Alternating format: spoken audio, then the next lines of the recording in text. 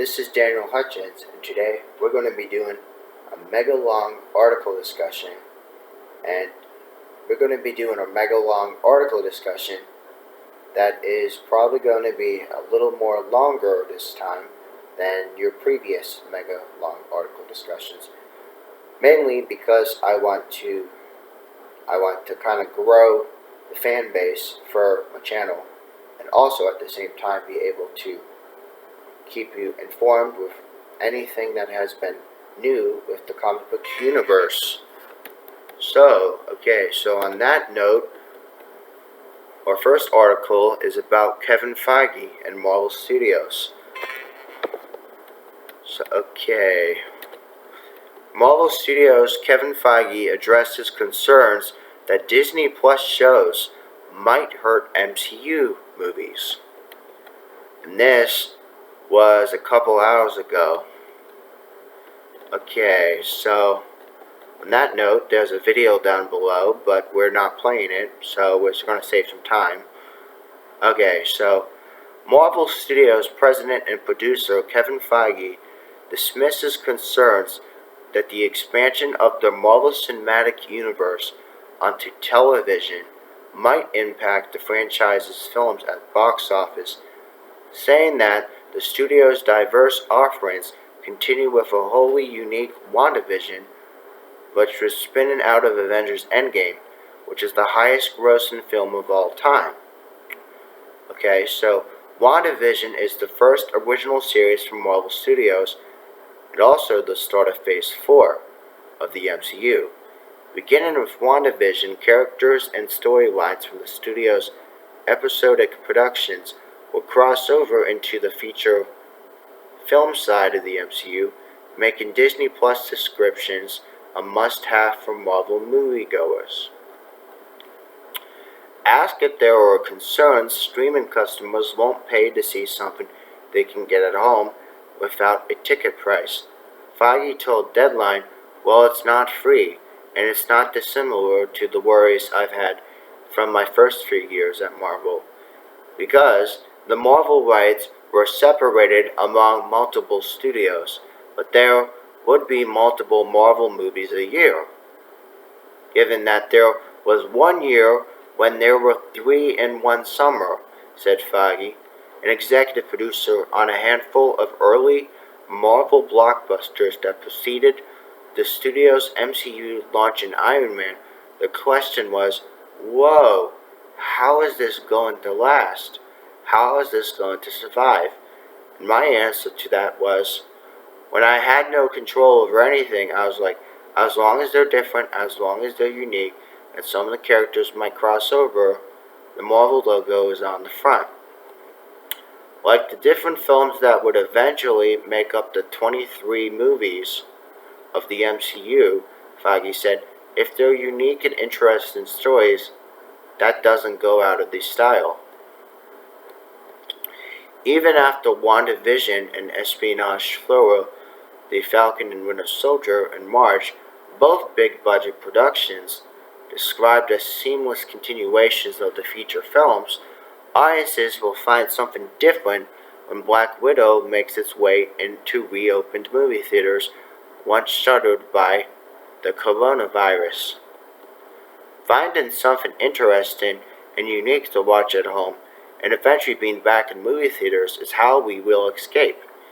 But is how we learn and how we grow. It's our job as storytellers to utilize a format and tell interesting and different stories that happen to be based in 80 years of amazing narrative fiction of the Marvel Comics, and can tap into all different genres, Feige said. A black and white half-hour sitcom in WandaVision is very different, very anything like we've ever done before. But it happens to star 2 Avengers and has the Marvel logo on it. Solely unique, and that is what we had been working on for Disney Plus and Phase 4 features until we finalized Endgame. And WandaVision premieres on January 15th on Disney Plus. Now, if you're not subscribed to Disney Plus, I recommend you should subscribe to Disney Plus, so that way you can keep up with your Marvel comic book universe. Okay, so I'm going to do a couple more articles and then I might go to another website and try some other articles. Okay. Now keep in mind, guys, the information I choose is all randomized.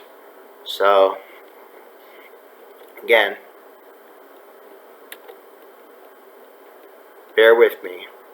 Okay, so Marvel Studios boss Kevin Feige addresses that Luke Cage and Jessica Jones will return. This was also some recent news.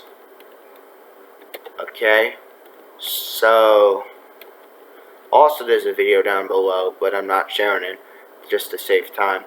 Okay, so now Disney and Marvel Studios are slowly regaining the films and television rights to Daredevil, Luke Cage, and the like. But as it stands, the reason Kevin Feige and his team will begin to use them at one point or another. Okay, so the House of Ideas has yet to officially announce plans for the return of those characters that popped up from Netflix's Defenderverse, and Feige and his team are already working on content for the foreseeable future for both theaters and for Disney+. Though the studio's booked solid for the next few years, producer says to never say never when it comes to Marvel characters. Well, certainly you've seen what we announced at Comic-Con a year and a half ago, and Disney Investor Day a few weeks ago, and so that's our focus, Feige told Deadline. So on Sunday's WandaVision press day. But I've been at Marvel long enough to never say never about anything. So between now and the end of 2023, Marvel Studios has a dozen separate television series planned, a total that includes the Guardians of the Galaxy Holiday Special for Christmas 2022. But while that slate is rather full at the moment, the characters could theoretically pop up in other properties prior to getting their franchise, if they get a franchise at all. Take Troy Cox's Daredevil, for example. After a Netflix series was cancelled and a massive fan movement was launched, it's appearing increasingly likely that the character could end up appearing in Spider-Man 3 in some shape, way, or form. Look, I had a great time. I'm so grateful I got to play a character as long as I did. Of course I'd love to keep going. I'd love to be involved with it, Cox had told us last spring. But as a fan of the Marvel movies, I've loved the little stuff where they pop up here and there, but because we were on Netflix, we weren't able to do as much for legal reasons. Of course, I don't know why, he said, but I love the idea of Jessica and Matt showing up in the background, or Matt as a lawyer advising Peter Parker. That'd be pretty cool as well. But all the Defendersverse shows are now streaming on Netflix still. But what characters from Netflix show do you hope to see brought into MCU first? You can let us know in the comments, and you could also hit up somebody on Twitter by the name of Adam Barnhart, and you just go to him or you comment in my video and you let us know which hero you want to see come back to the MCU. Okay, so that concludes that article. Okay, like I said, there's a lot of stuff, but at the same time, it's all about picking the right stuff, and I want to make sure I pick stuff that's recent. Okay.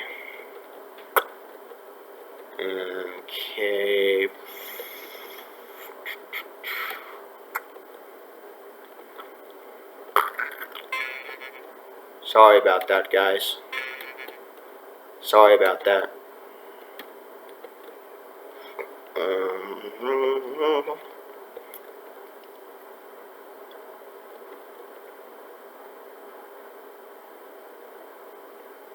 Okay.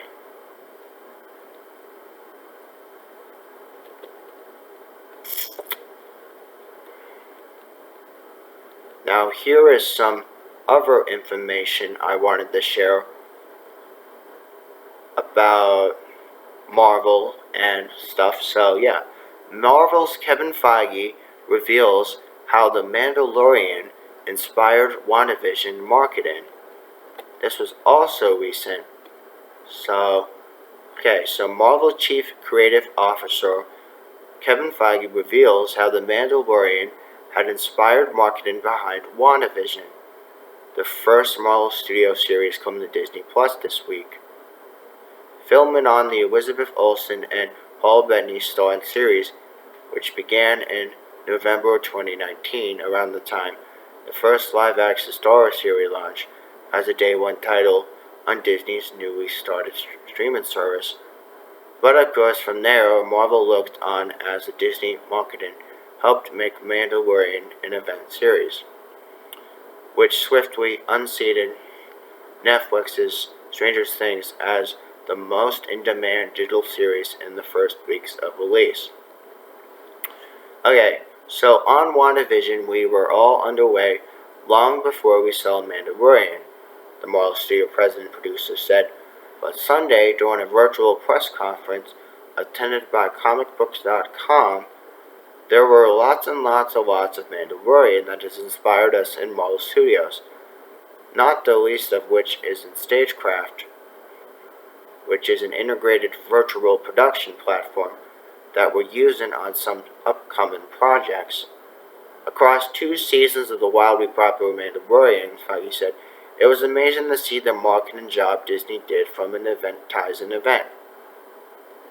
Okay, so Feige had then reiterated that WandaVision and Marvel's other television projects, which include Falcon and Winter Soldier, releasing in March, as well as Loki and Hawkeye later in the year, are as important as projects going to theaters.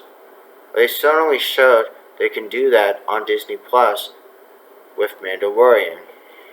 Okay. So for the first time, the film and television sides of MCU will interlink by sharing the characters and story threads between both the big and small screen. And the events of WandaVision lead into feature films Spider-Man 3 and Doctor Strange in the Multiverse of Madness, and a grown-up Monica Rambeau, played by Teyonah Parris, will make her return opposite from Carol Danvers, Brie Larson, in a theatrically released Captain Marvel 2. Okay, so like the Mandalorian episodes of Marvel Studios shows, which will release weekly on Fridays after WandaVision launches Phase 4 of the MCU with a rare 2-episode series premiere. But then Feige noted that some competing streaming services release an entire season all at once. Marvel prefers the fun week-to-week discussions. Feige believes Disney Plus was very smart to drop the episodes weekly, and with the credits, those weekly conversations were helping build buzz and drive excitement around The Mandalorian, something he looks forward to happening with WandaVision.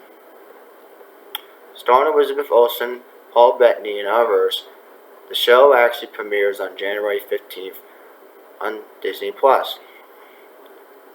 Again, if you haven't subscribed to Disney Plus, I recommend you do. So, okay, now I'm going to probably go to another website for articles. Okay, sorry about that. That's just my bell. Okay, currently the time check is 14 minutes. And what I'm going to try to do is I'm going to try to shoot for at least an hour, which is a little bit longer than some of my previous ones. Okay, so alright, now we are on Cinema Blend. Okay, so on Cinema Blend, there is also a lot of articles here as well. Okay.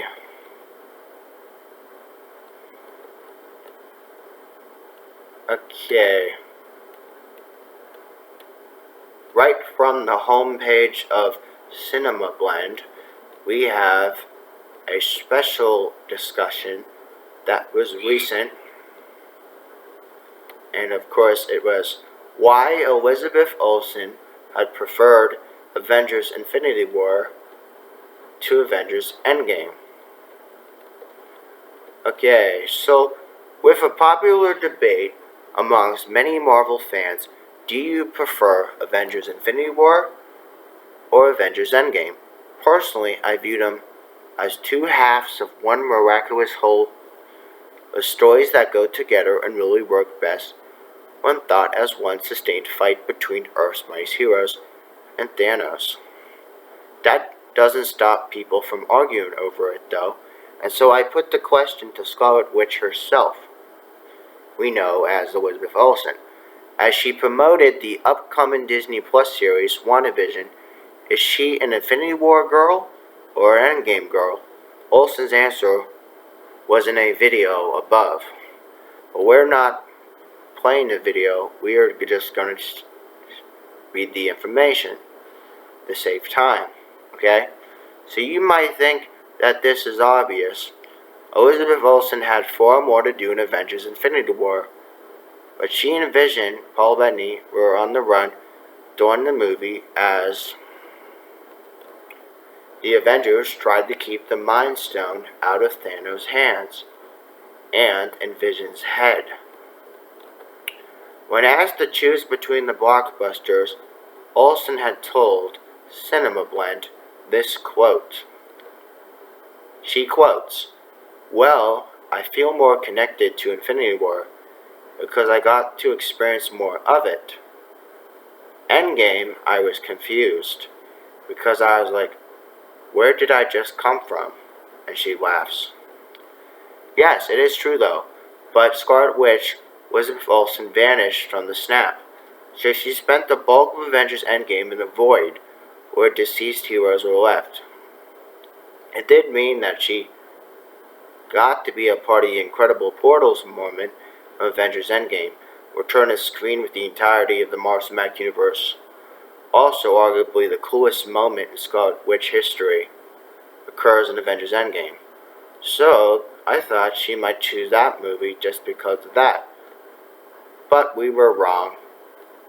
So, when I mentioned that scene in particular to Elizabeth Olsen, you can see in the above clip again, her face lights up and she says, in quotes, "It was pretty fun, that moment I have to say." Okay, so that's like whatever though. Okay, so the future is bright but uncertain for Elizabeth Olsen. Scarlet Witch is stuck in a bizarre construct where she and Vision, Paul Bettany, are living in an alternate life that resembles American sitcoms from different generations. Who is this doing to Wanda and what actually is happening? Okay, so now it just talks about WandaVision again. WandaVision is the first of 12 new television series that are coming to Disney Plus. From here moving forward, they accompany 11 feature films the MCU had announced, so after having a year off, Marvel Studios is back in full force. A look out for WandaVision when it comes to Disney Plus, beginning on January 15th, lasting 9 original episodes and feeding right into the Falcon and Winter Soldier series, which is supposed to come in March.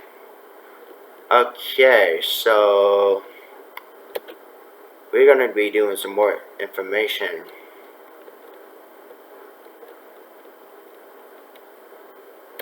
Okay, next off of Cinema Blend is Kevin Feige won't confirm when Marvel Phase 4 ends.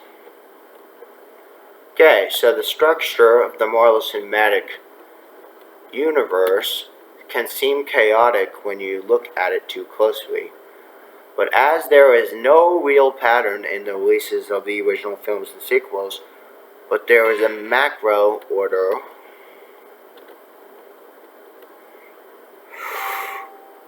to it all, the franchise on the whole has progressed in what have been called phases, with Phase 1, for example, consisted all of the movies from Jon Favreau's Iron Man to Joss Whedon's Avengers.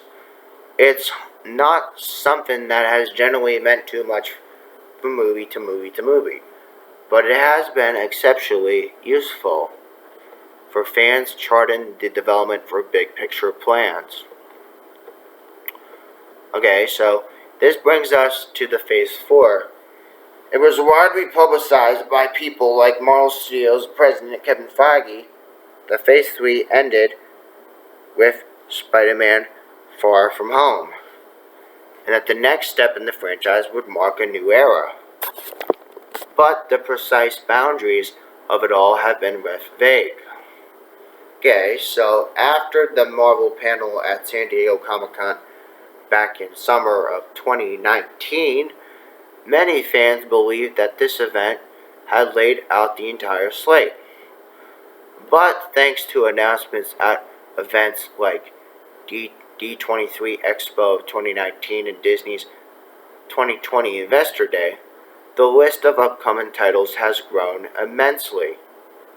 But we've been left wondering exactly how many projects Phase 4 will ultimately encompass, and what is, if you'll pardon, the Phase endgame will be. But it turns out that Kevin Feige has no intention of offering up any extra information in that department. But of course, Phase 4 is officially set to kick off with the Marvel Cinematic Series WandaVision, during a press conference promoting the upcoming release this weekend, that the producer executive declined to offer up any information regarding the destination of the development slate. But he was asked if he could confirm what will be the final product for Phase 4, and his simple response was no. While the first two phases of Marvel's Cinematic Universe both contained 6 films apiece, Phase 3 was much bigger, so with 11 movies, and Phase 4 is said to be vastly more robust. So there are 8 blockbusters scheduled to be released between now and the end of 2022. Not to mention confirmed about undated projects like James Gunn's Guardians of the Galaxy Volume 3, Peyton Reed's Ant-Man and the Wasp Quantumania, and John Watts' Fantastic Four, bringing these number of features to the same total as Phase 3. And so it doesn't also recognize the massive slate of Disney Plus series that are coming out in the next few years, but where will be directly tied into the big screen events of Phase 4. WandaVision is just the start, but it's followed by Falcon and Winter Soldier, Loki, Hawkeye, Ms. Marvel in 2021. But beyond that, there's also Moon Knight, She-Hulk, Secret Invasion, Ironheart, Armor Wars, and even a Guardians of the Galaxy holiday special. So there's a hell of a lot going on in the latest round of Marvel Cinematic Universe projects.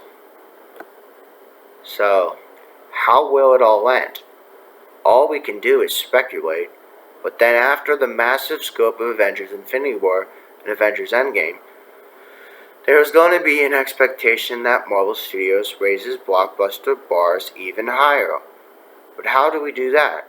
Given the blend of mediums we see from play out in Phase 4, from the lineups of the projects mentioned above, one has to wonder if perhaps they are cooking up something epic that will further mix the events of the big screens and the small screens. Of course, here at Cinema Blend, we're always paying extensive close attention to Marvel Cinematic Universe developments. So as more information is announced, we can assure you that we will have coverage for you, not to mention plenty of speculations from in between. We're also planning to have a whole lot of material for you to dive into the debut of WandaVision. So you should stay tuned for all that as well. Okay, so currently the time check is 25 minutes. Okay, so we're going to be doing some more information. Okay.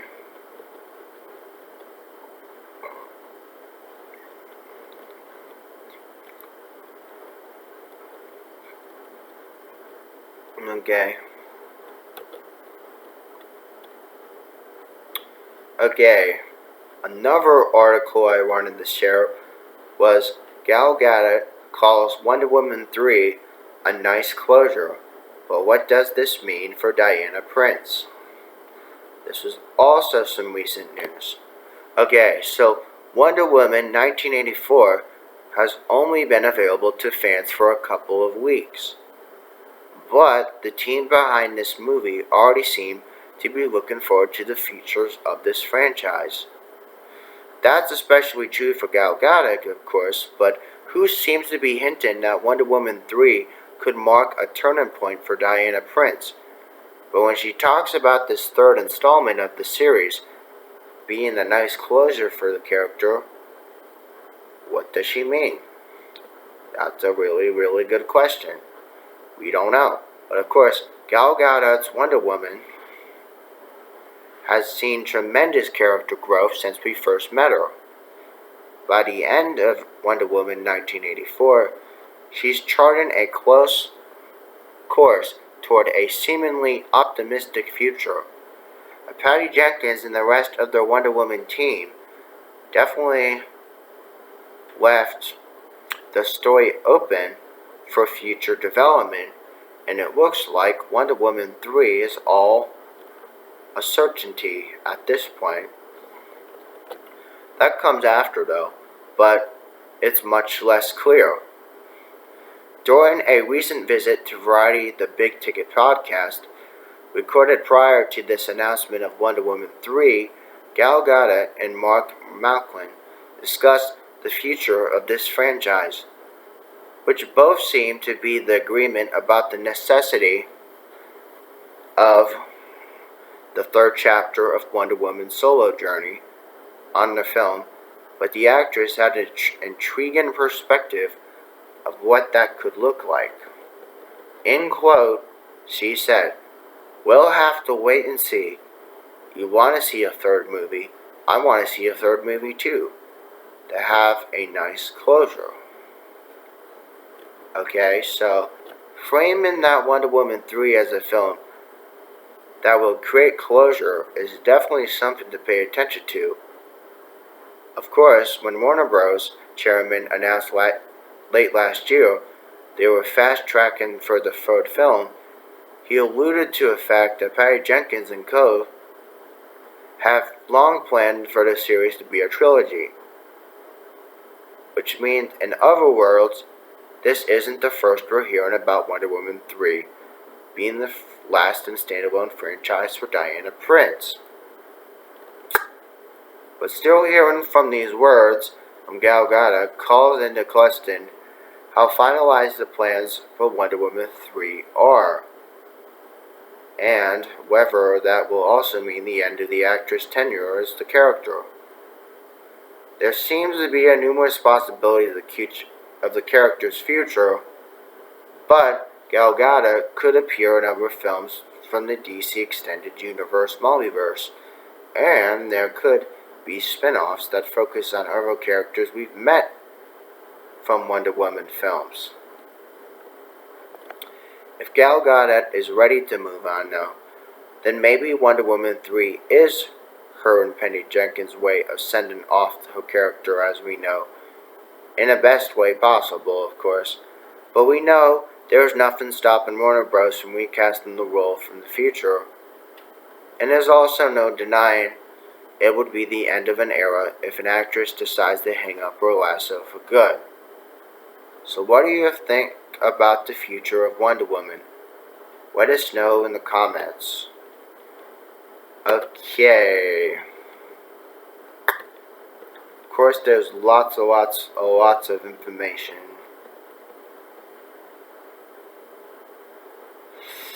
Okay.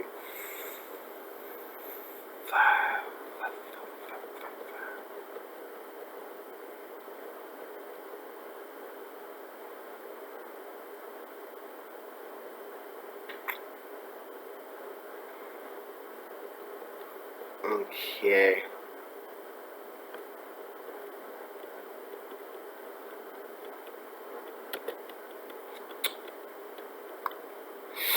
Also, some pretty recent news that happened a couple days ago.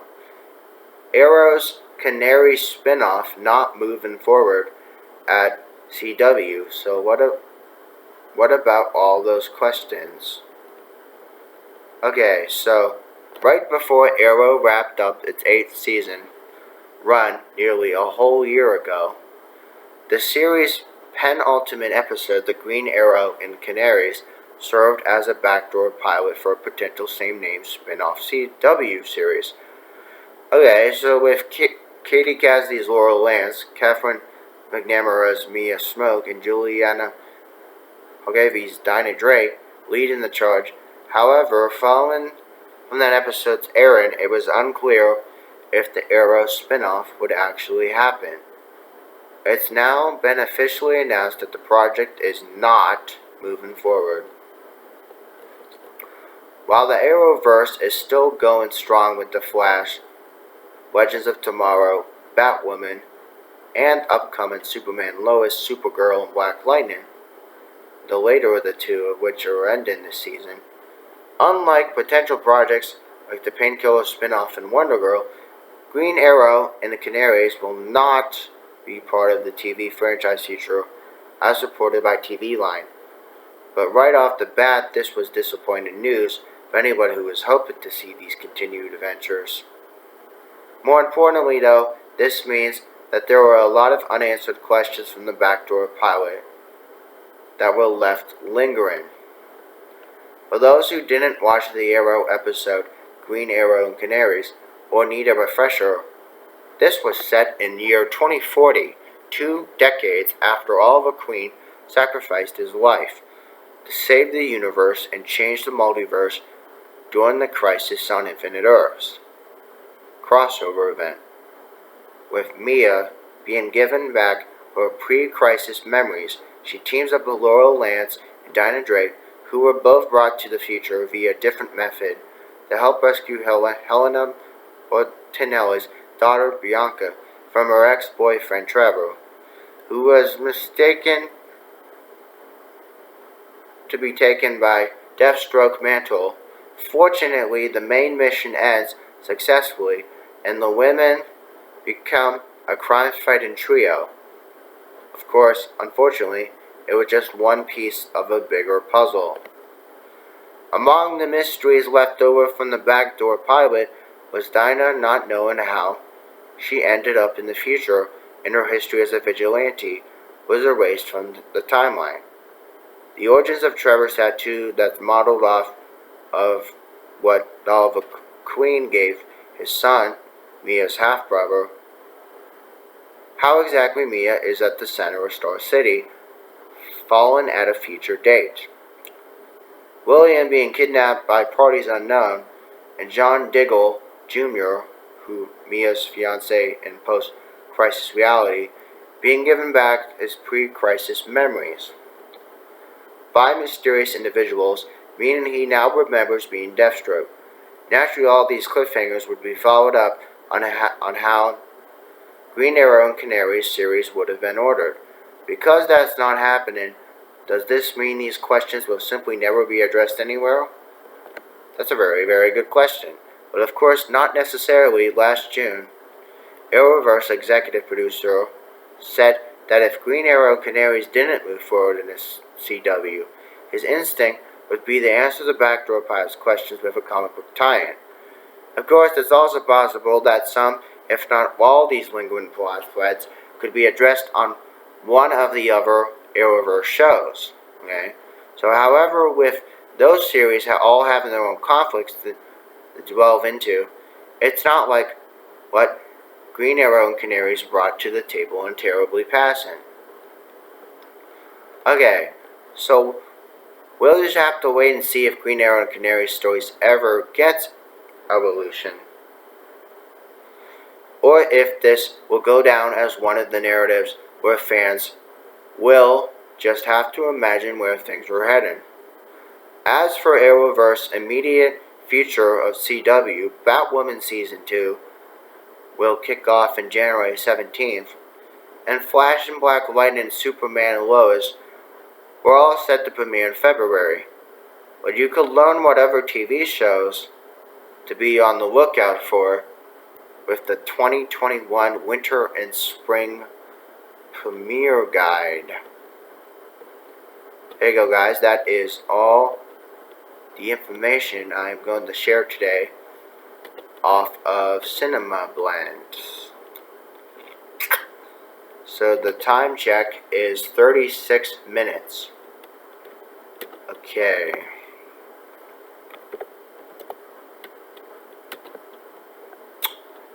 Next website we are going to is Den of Geek. Okay. Oh my gosh, these stupid bells. What the heck? I have to see comics.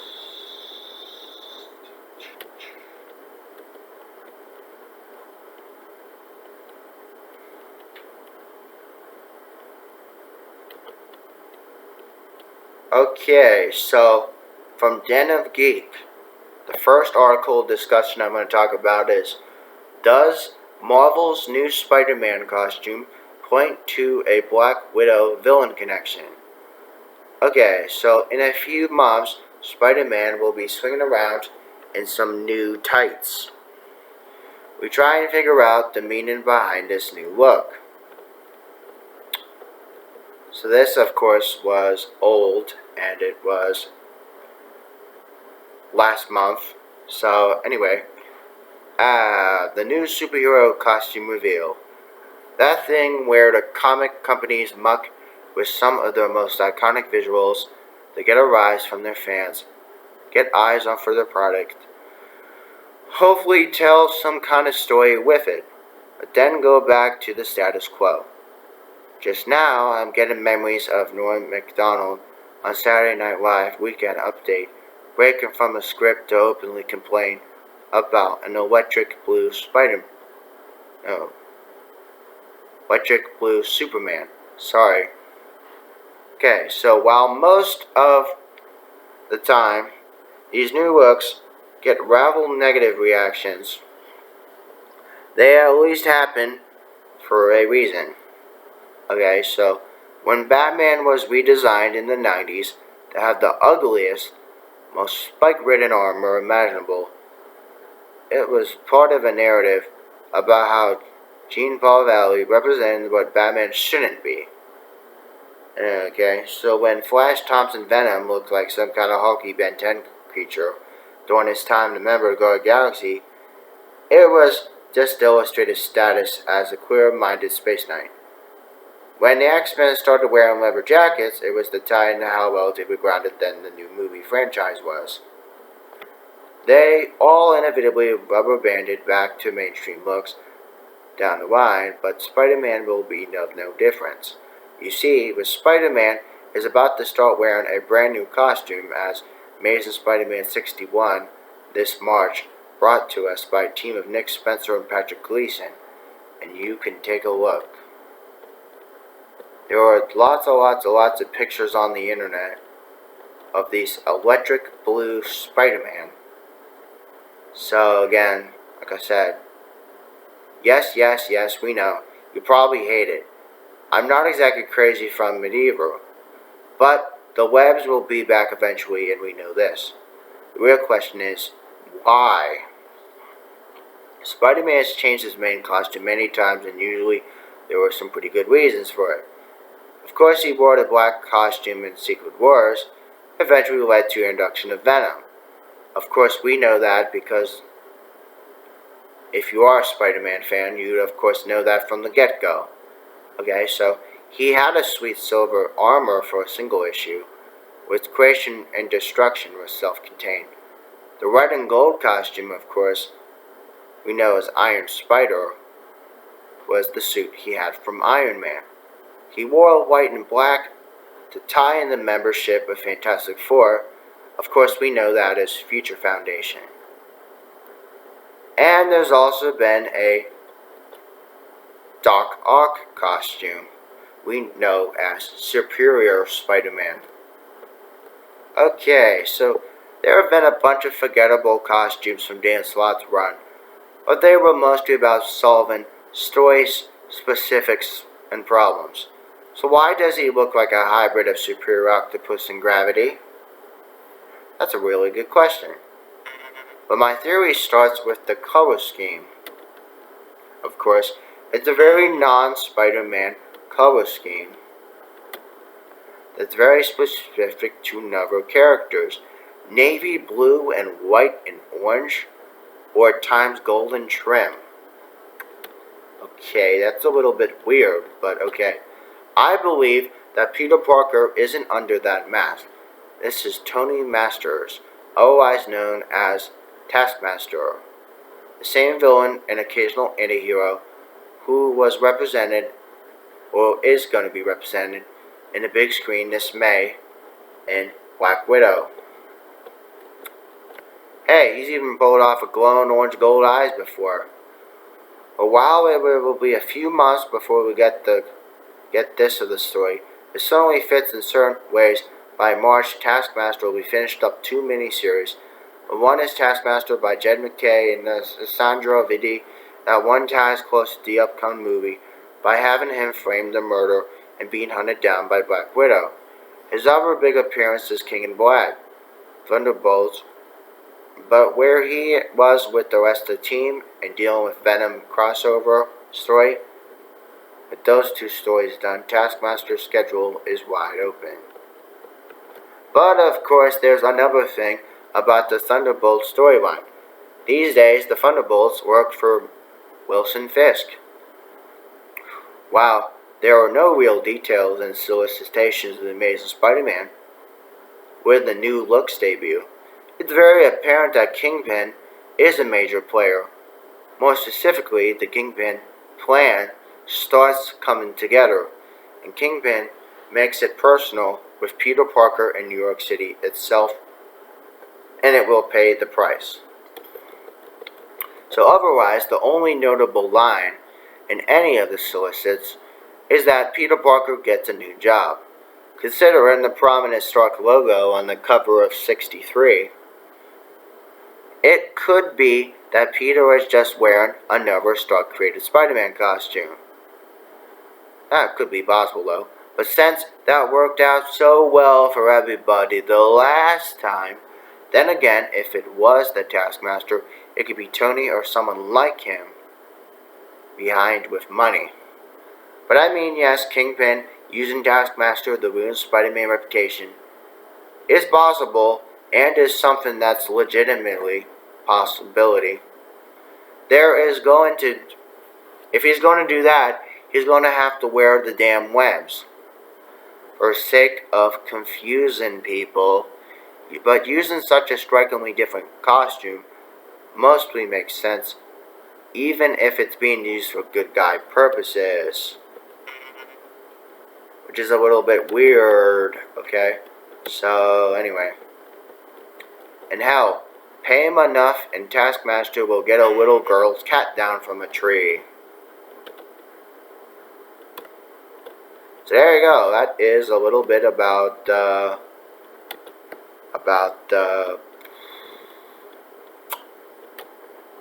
what we know so far about the new Spider-Man suit that is going to be coming in March, and how it could be connected to Black Widow. Okay, so there is more information I wanted to share, if I could find some information. Hey.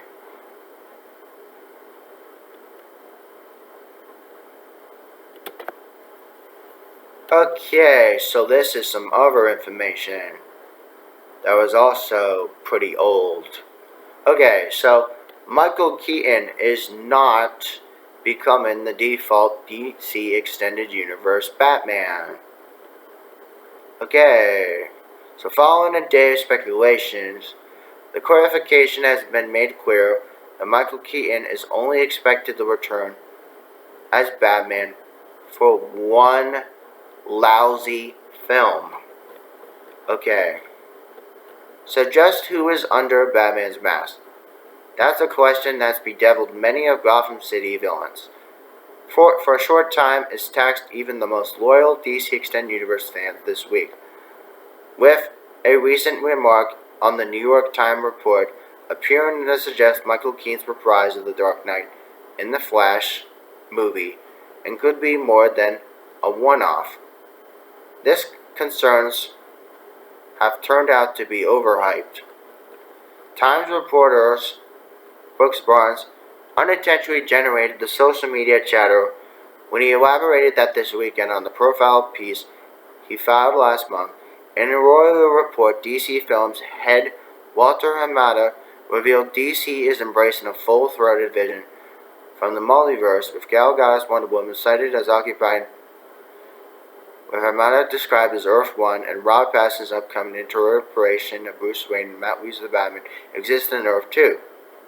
Presumably, this means Earth 1 is DC Extended Universe, since Gal Gadot previously starred opposite Ben Affleck in Batman and Batman vs. Superman Dawn of Justice in 2016 and Justice League 2017, and all of which excludes Michael Keaton's iconic performance as the Cape Crusader in Tim Burns' Batman 1989 and Batman Returns 1992. Okay, did you catch all that? Alright, so, however, in a recent tweet, Barnes was asked to clarify what he meant in this feature. By writing, Warner Bros. Will have two different film sagas involving Batman, played by two different actors, running at the same time.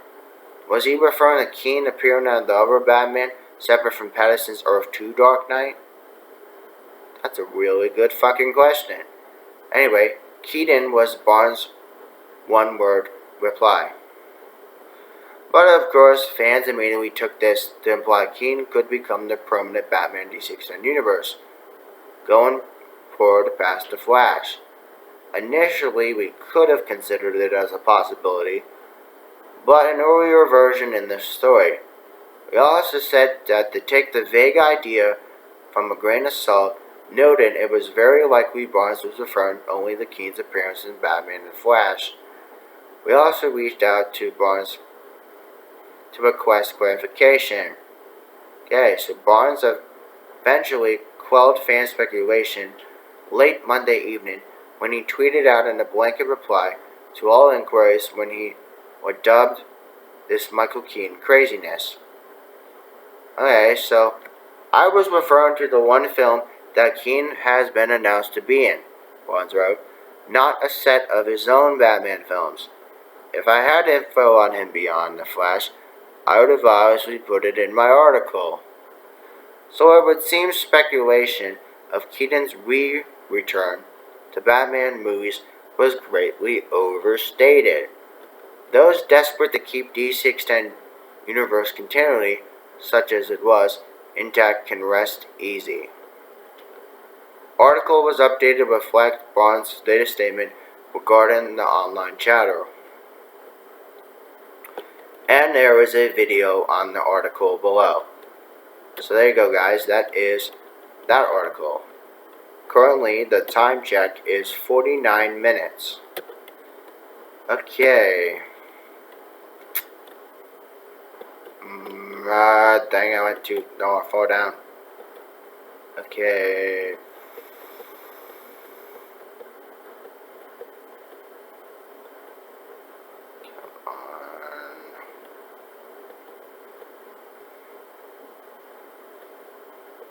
Okay.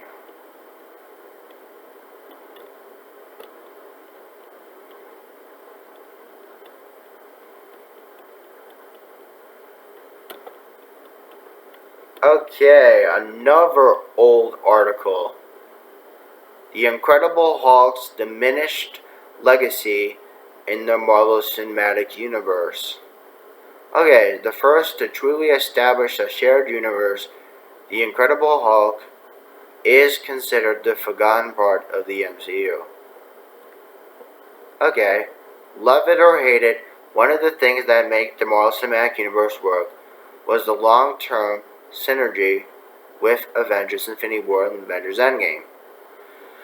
But of course, again, over a decade of movies came together to pull off one of the most entertaining spectacles of our time. It's a universe that for the most part feels consistent. It builds on itself as each movie feels like an essential cog within a larger machine.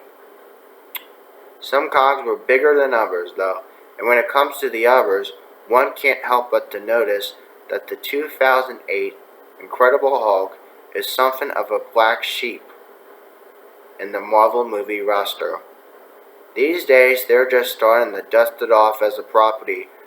The return of Tim Roth's Abomination and She-Hulk, and William Hurt's General Ross gradually increasing role in the universe himself. He'll appear in Black Widow and possibly other projects soon enough. Okay, but then, now there are plenty of reasons why Incredible Hulk is the green-skinned stepchild of the MCU. Okay, it made the least amount of money, only about $42 million less than Captain America the First Avenger, which was the second worst showing. The lead actor was recast afterward, and his status as a Universal co-production meant that it would be the only movie in the first three Marvel phases that would not get a sequel, no matter how popular Hulk was in Avengers movies and Thor Ragnarok. Okay, so it's not like the MCU acted like Incredible Hulk never happened. But the creators definitely had a tendency to shove it into a corner, to be somewhat vague about its existence. It became easier as the MCU became rich with more and more properties, but early on it was very much the rage-filled elephant in the room. Okay, the Hulk design. Okay, so there were a couple of ads for Avengers Endgame that included the shots from all the previous MCU movies in chronological order. For one, when it came to Incredible Hulk, all it had to show was the Hulk's fist bursting through a wall. And another, they just used shots from later movies and hoped no one would notice that because CGI or not, Ed Norton's Hulk and Mark Ruffalo's Hulk were two very different beasts. Not only did they roughly resemble their actors, but Norton's Hulk was more of a giant, angry bodybuilder with green skin, while Ruffalo's came off as a more Cro-Magnon, like a shaved gorilla. It means that while they could talk about the Hulk's exploits, they could never really show any flashbacks, and as it would just look awkward. Similarly, Incredible Hulk filmed a cut opening where Banner tried to shoot himself, but the Hulk wouldn't allow it. While it's a little bit too extreme to show, Banner at least got to talk about what was happening in the Avengers. The effect on the world of the MCU. Okay, so when you look at the events of the Incredible Hulk, it keeps things focused on characters and not the world at large. Sure, it would have been bigger news if Abomination defeated the Hulk and went on an even bigger rampage, but that problem was nipped in the bud. If you're a citizen of Marvel Earth, all there is to know is that some soda has been recalled and there was a monster fight in Harlem. In the movies themselves, the only time the Harlem fight is brought back in background of Iron Man 2, where Nick Fury's map signals it as a place of interest. With an exception of the Hulk straight up existing, The most lip service his movie got early on was from the scene of Captain America the First Avenger, where Steve gave blood for further study. They needed something to give Emil Blonsky down the line and turn him into the angry Ninja Turtle.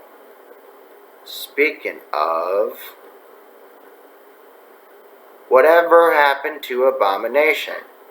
Okay, so of Marvel Phase 1 villains, one died, a couple vanished confusingly in space, only to come back later, and 3 were taken into custody. Ended up in custody means you'll be back soon. Enough, because prisons usually can't hold that type of enemies.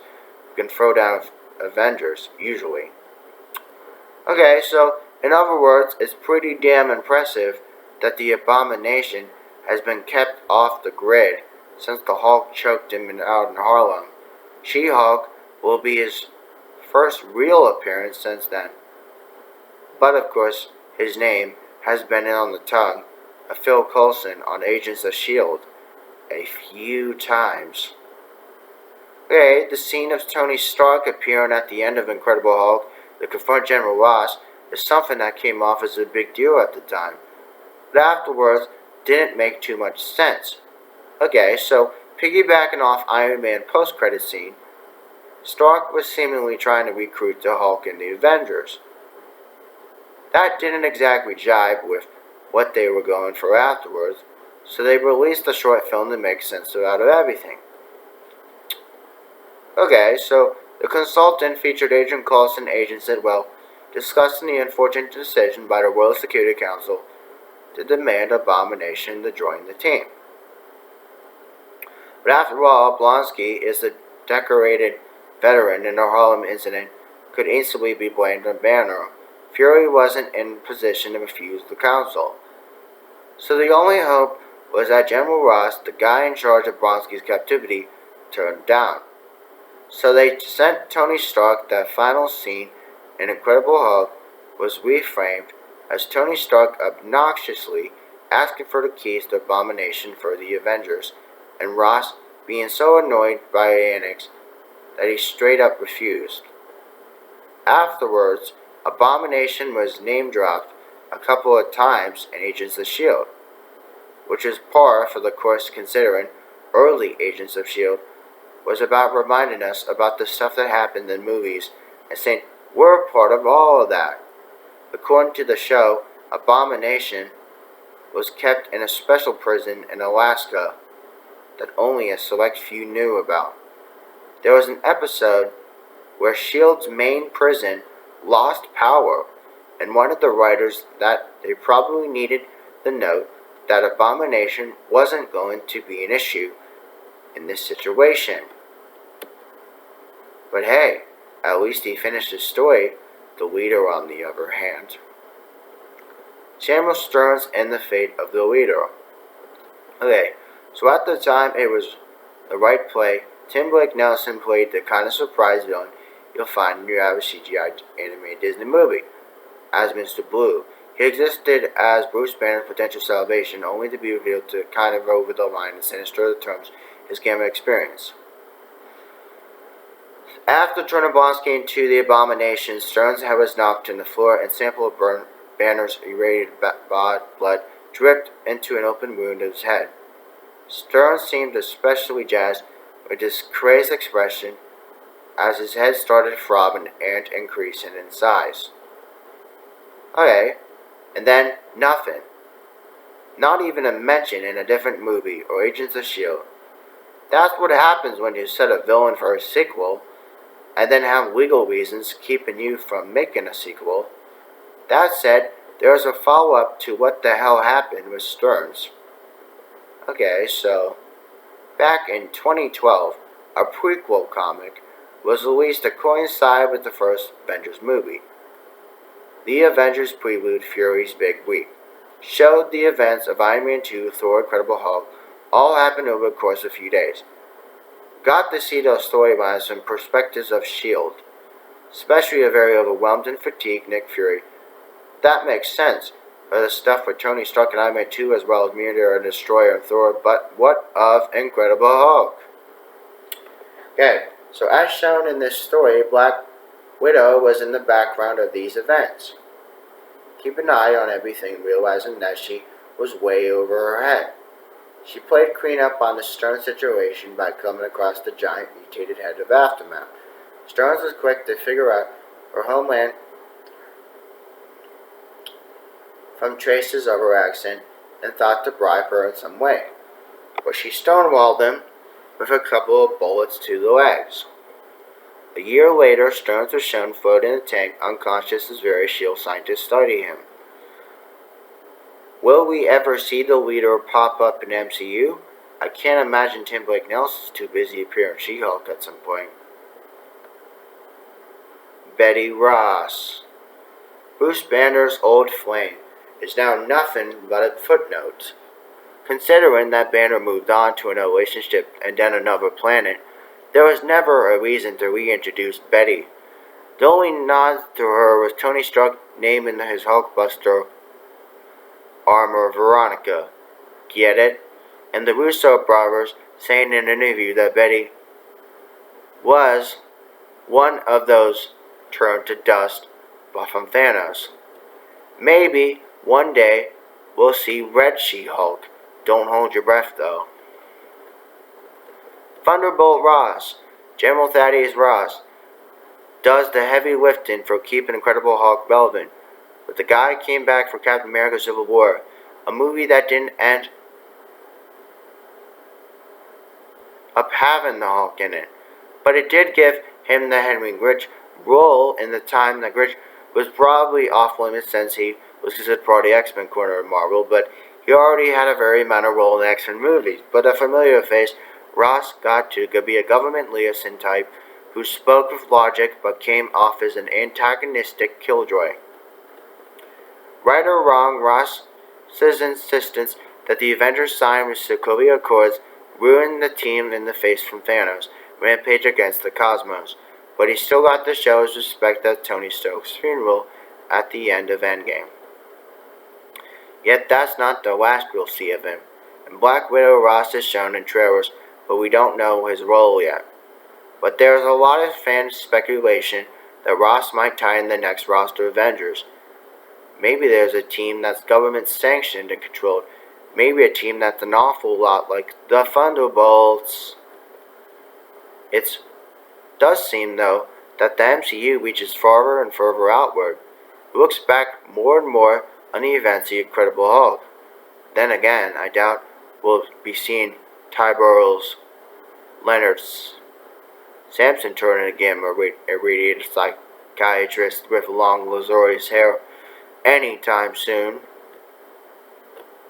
Okay, so the time check is 1 hour and 3 minutes and 34 seconds.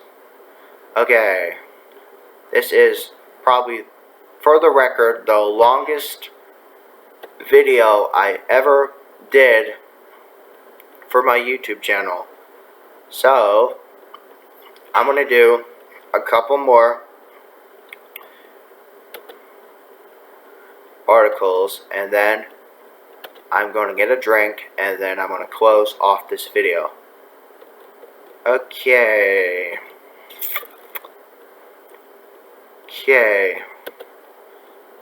Next article. This is an old article from last year talking about the Wonder Woman 1984 post-credits. Scenes explained.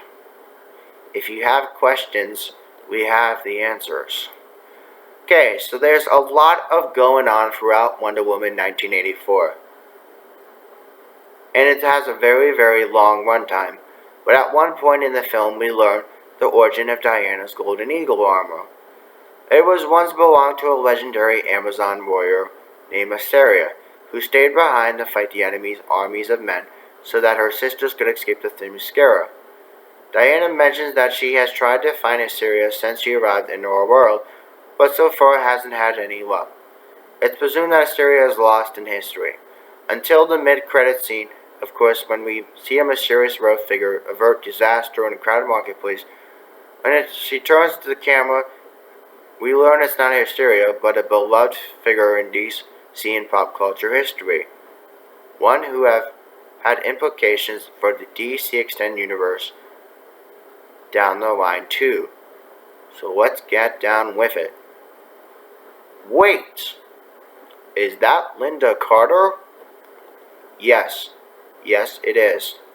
Lynda Carter shows up as the legendary Amazon warrior, the original owner of the Golden Eagle armor, who stayed behind while under attack by the armies of men so the rest of Amazons could make their escape to Themyscira. Carter, of course, is one of the most important actors to ever play a superhero on screen, having played Diana Prince back in the Wonder Woman TV series from 1976 to 1979.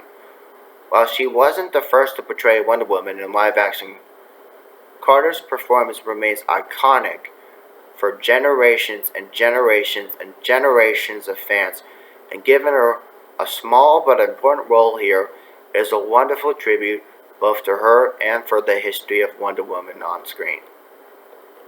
Who is Asteria? For the purpose of Wonder Woman 1984, you should treat Asteria as a new character created specifically for the DC Extended Universe, but there's still some stuff worth knowing about her. Let's start with her meager DC comic history. Okay, so if you look into DC Comics or anything substantial about Asteria, well, prepare to be disappointed.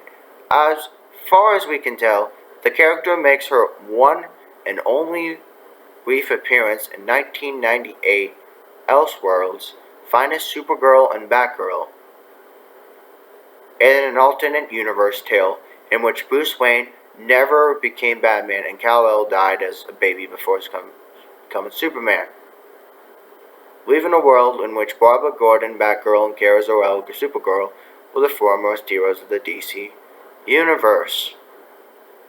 In this story, there's a version of a Justice Society of America that's led by Wonder Woman, whose members include different versions from DC heroes like Shazam, Dr. Midnight, The Flash, and Abin Green Lantern, Big Brother, Hawkwoman, and more. Someone named Asteria is spotted hanging at JSA HQ, with Tim Drake presumably making a junior member of the team, or possibly a former sidekick. Could she be the universe's version of Donna Troy? Could be possible, but she basically appears in only 3 panels of the book, and is never heard from again from a story perspective as far as we can tell. It's possible that the name Asteria has been used in other places in Prime DC continually, but so far as I know, I'm unaware of it. But the name Asteria has some other significance, and the way that Wonder Woman 1984 uses that character here cleverly ties back to Wonder Woman's first origin stories in clever ways. The name Asteria appears many times throughout Greek mythology, but like anything involving Wonder Woman from a page drawn to screen, such mythology came to be adapted pretty freely, just to suit the needs of the story being told at any moment. But the 4th book of Diodorus Siculus, Massive Bibliotheca Historia, deals with the Greek mythology, and it refers to Asteria as one of the Amazons slain by Heracles when he tried to take Hippolyta's girdle. Okay, and then there's a video below, and that's where the Asteria of Wonder Woman 1984 begins to align slightly with the mythological version and the stories in DC Comics. But in mythology, one of the 12 labors of Heracles was to retrieve the girdle of Hippolyta, Wonder Woman's mother. This became part of a basis for Wonder Woman's origin, as told from her first appearance in 1941, All-Star Comics number 8, by William Mullen Marston H.G. Peter. But Hippolyta's loss of her girdle leads to Heracles and the army men enslaving the Amazons. Of course, even after their escape, they wear these iconic bracelets for a reminder to never allow themselves to be enslaved by men again. Okay, so Asteria is one of the Amazon who falls in battle with Heracles before he retrieves Hippolyta's girdle. To be more clear, Asteria is never mentioned in these early Wonder Woman stories, but the movies tell about how she remained behind to allow the rest of the Amazons time to escape is to nod to this part of her origin story that has otherwise remained unexplored from the big screen. It's a clever and subtle way to join Wonder Woman's mythological roots with her comic book origins, of course. So hopefully we can probably see Winter Carter's hysteria if and when Wonder Woman 3 becomes a reality. So, there you go, guys. That is the information from the end of Wonder Woman 1984 and how the post-credits were explained. Okay, I'm gonna maybe do one more article if I could find something. If I can find something. Okay. Yes, Den of Geek pretty much has everything. And so did comicbook.com. Both of those websites are both very, very, very, very reliable websites if you ever want to do comic book universe. Okay. This is the last article I'm going to be talking about in this mega long article discussion. DC on HBO Max, all the DC movies coming in July. Okay, so of course, we already know that HBO Max is already out already, but I just wanted to share what was already on HBO Max for DC and DC movies. Okay, so Batman, Superman, Justice League, Green Lantern, Suicide Squad were well represented with dozens of DC movies hitting HBO Max. And this was outdated article from last year, around the summer, I believe. So there's a ton of DC movies coming to HBO Max, but they aren't necessarily the ones you would expect. While the service was still dealing with a number of most high-profile titles still circling around through previously agreed to streaming deals from competitors, they're bringing in a lot of their lesser-known titles to fill the blanks. Some of those favorites are Batman vs. Superman: Dawn of Justice, Justice League, and Suicide Squad. But don't sleep on the dozens of others that were on the way. For one thing, there's the complete series of the Christopher Reeve Superman movies, which we really know there were only two of them that were good. The first one was the greatest Superman movie of all time. But then, while Superman 3 is generally the worst, Reeve never looked more convincing in the role. And if you squint hard enough, you could pretend it's Brainiac or a Bizarro movie, sort of. So with the slew of Batman animated movies, there were two that really stood out, which is Batman: Return of the Caped Crusaders and Batman vs. Two-Face, which are animated sequels to the classic Batman series from 1966. They're true to the spirit of the show, but with the modern off-kilter, almost Adult Swim-esque edge. Batman vs. Two-Face features none other than William Shatner to be the special guest villain. Okay, so on the Justice League ends of things, Justice League: The Flashpoint Paradox is an excellent way to familiarize yourself with what's going to probably be happening with the Flash movie. And then Justice League: The New Frontier is an adaptation of one of all-time great DC stories. Okay, so if you need some seriously R-rated animated action, you could go The Suicide Squad: Hell to Pay, which is an ultra-violent, really funny, and what we wish for, as of course, is the actual DC Extended Universe Suicide Squad. And then, with all that in mind, there's a really long list of DC titles hitting HBO Max. And here they are. I'll read every single one of them to you. Batman and Mr. Freeze: Sub-Zero, 1998. Batman and Harley Quinn, 2017. Batman vs. Two-Face, 2017. Batman vs. Dracula, 2005. Batman: Assault on Arkham, 2014. Batman: Return of Caped Crusaders, 2016. Batman Under the Red Hood 2010, Batman Year One 2011, Green Lantern Emerald Knights 2011, Green Lantern First Flight 2009, Justice League of America Adventures Trapped in Time 2014, Justice League vs. Teen Titans 2016, Justice League Crisis on Two Earths 2010, Justice League Dune 2012, Justice League Gods and Monsters 2015, Justice League Flashpoint Paradox 2013, Justice League New Frontier 2008, Justice League Throne of Atlantis 2015, Justice League War 2014, Lego DC Comics Superhero Justice League Bizarro League 2015, Lego DC Comics Superhero Flash 2018, Lego DC Superhero Girl Supervillain High 2018,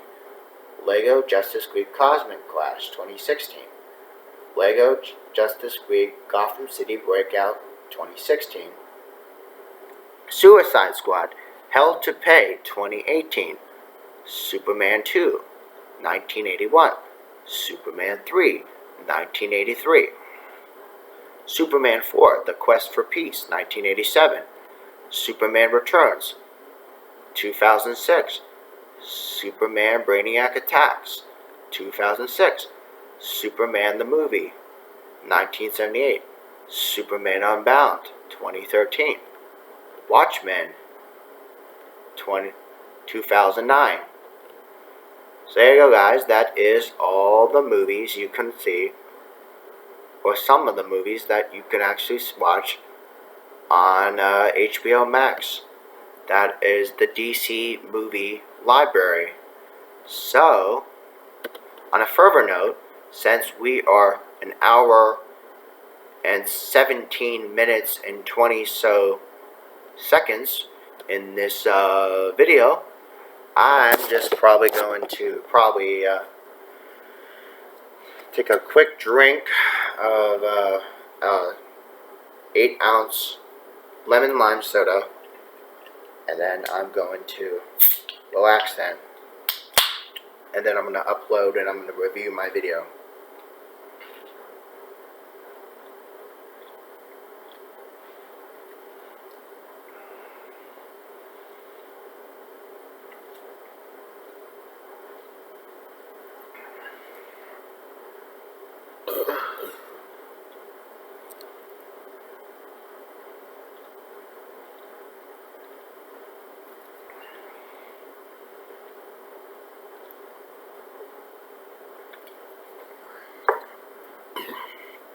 Okay, guys, so on a long note, I hope you enjoyed everything I talked about in this mega long article discussion.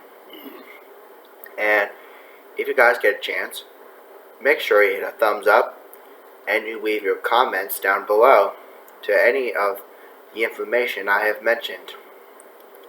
And again, make sure you subscribe if you haven't subscribed yet.